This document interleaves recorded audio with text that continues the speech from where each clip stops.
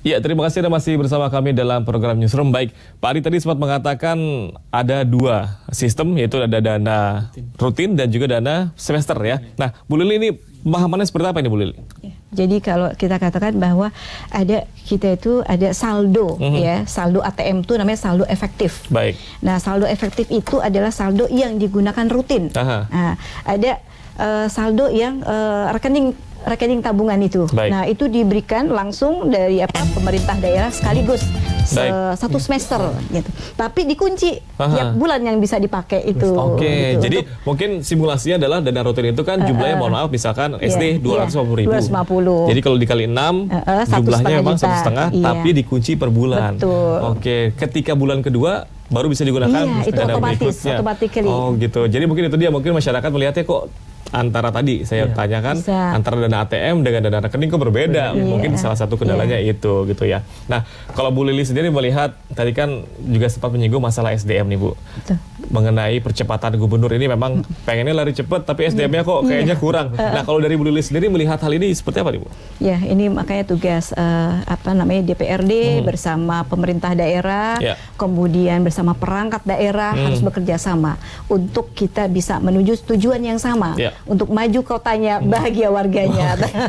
Ini sekalian promosi ya Pak Ari ya. Nah, tentu ada kerjasama ya. Baik, kalau Pak Ari sendiri melihat sistem yang memang baru di launching ini ya, Sikala Dimas ini ya, kira-kira optimis gak sih Pak? Oh, kami sangat optimis. Yang penting tadi dari awal kami mengatakan bahwa kalau bisa laporan itu benar-benar aktual, berdasarkan dengan data, based by data, tidak laporan fiktif Mas. Gitu. Jadi jangan sampai yang masukan laporan tersebut ke pemerintah itu laporan fiktif atau tendensius atau yang negatif lah. Baik. Tapi kami optimis, kami sangat optimis. Kira-kira akan efektif kah? Kami tetap optimis dan insya Allah kemudian efektif.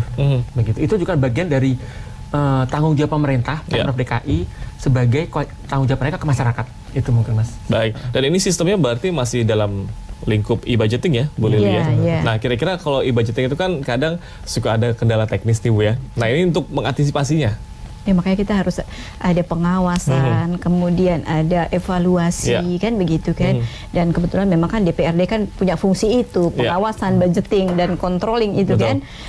Itu yang harus selalu kita kerjasama. Maka DPRD DKI Jakarta itu sangat mengapresiasi laporan aspirasi masyarakat agar kita ke depan bersama-sama untuk memperbaiki Jakarta yang lebih baik gitu. Apalagi untuk kemaslahatan, kemanfaatan untuk masyarakat banyak ya. Karena masyarakat ini adalah yang harus kita yang harus kita majukan ya melalui budgeting ini. Karena ya dari mana uang APBD kalau bukan dari rakyat? Maka kita harus kembalikan, perjuangkan untuk rakyat. Dan memang harus dipergunakan sebaik-baiknya. Sebaik-baiknya pemanfaatannya. Nah, terkait dengan adanya dugaan pemungutan pembuatan kartu ini Bu, kan ada informasinya nih katanya dikenakan nominal sekian. Nah, ini informasinya ini apakah memang hanya hoax saja apa gimana nih Bu? Pastinya hoax. Pastinya hoax. Iya, sudah bisa dipastikan. Padahal kan harusnya gratis Bu ya. Betul, gratis. Dan dinyatakan oleh gubernur gratis, tidak dipungut biaya. Biaya itu ada di webnya Dinas Pendidikan ya, bahwa sudah dijelaskan di situ ya, tidak dipungut bayaran. Ya, tidak dipungut biaya. Alias gratis gitu Bu ya. Gratis. Nah, tapi terkait dengan hal ini Bu,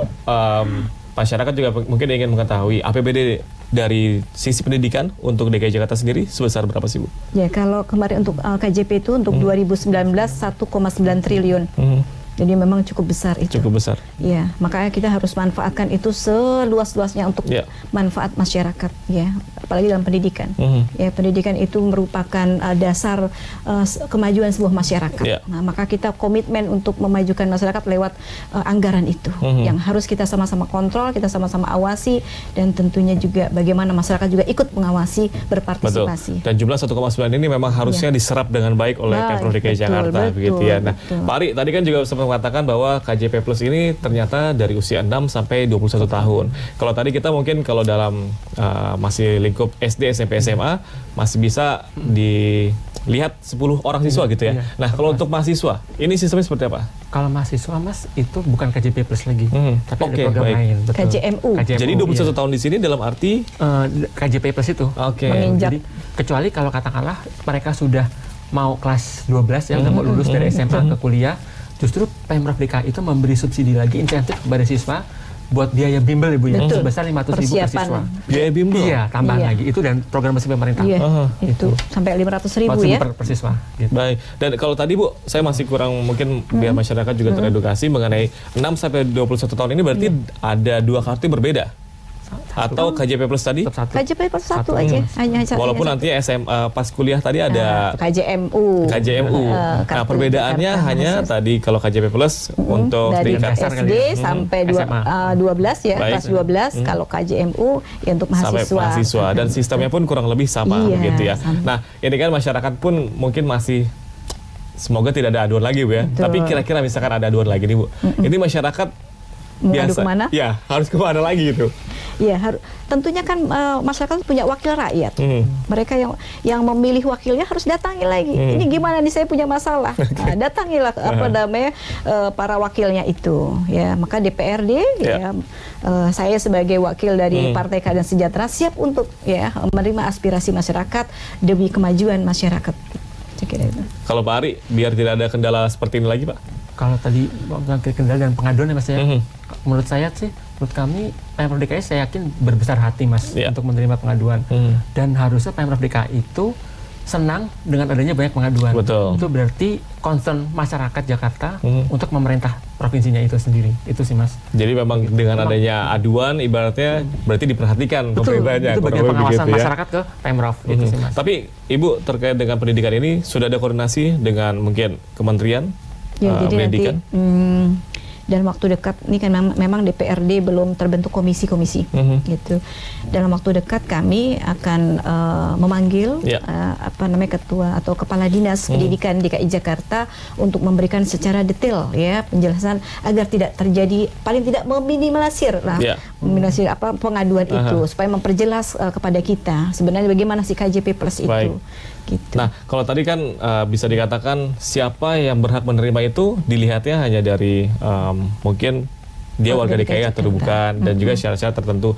Apakah ada survei secara langsung Bu biar memang ini tepat sasaran kepada orangnya dari pihak DPRD DKI Jakarta ataupun dari Dinas Pendidikan sendiri? Iya. Jadi kalau DPRD DKI Jakarta itu ada waktunya yaitu reses. Baik. Kembali turun ke bawah untuk menerima aspirasi, untuk menerima aduan-aduan tadi ya. Itulah gunanya reses itu. Maka di situ kesempatan masyarakat akan turun langsung. Apa nih yang diadukan masyarakat, apa yang dirasakan masyarakat gitu. Maka kalau para wakil rakyat ini bisa mengoptimalkan itu, kita sama-sama akan bisa. Tadi, Bu, ya. Betul. Tapi kira-kira Pak Ari akan efektif nggak sih Pak dengan adanya cara langsung door to door untuk survei secara langsung? Kalau efektif itu cara door to door itu sudah lama tuh Mas. Dan yang kami pantau, kami rasakan langsung di lapangan. Bahkan saat ini Mas, pihak sekolah itu sudah lebih dewasa. Dewasa dalam arti apa? Banyak kasus yang awalnya mereka dapat KJP, saat mereka verifikasi langsung ke lapangan, ternyata mereka punya mobil, tidak hanya punya motor tapi punya mobil juga. Itu langsung dicoret Mas. Jadi itu fungsinya door to door itu. Dan tadi saya bilang independensi dan dikresi kepatuhan itu sangat-sangat vital. Jadi ketika memang tidak tepat sasaran langsung dilakukan penindakan. Iya, langsung dicoret masalah itu. Penderetan ya. Baik. Mungkin terakhir Ibu closing statement mengenai mengawal dana pendidikan untuk rakyat ini. Iya.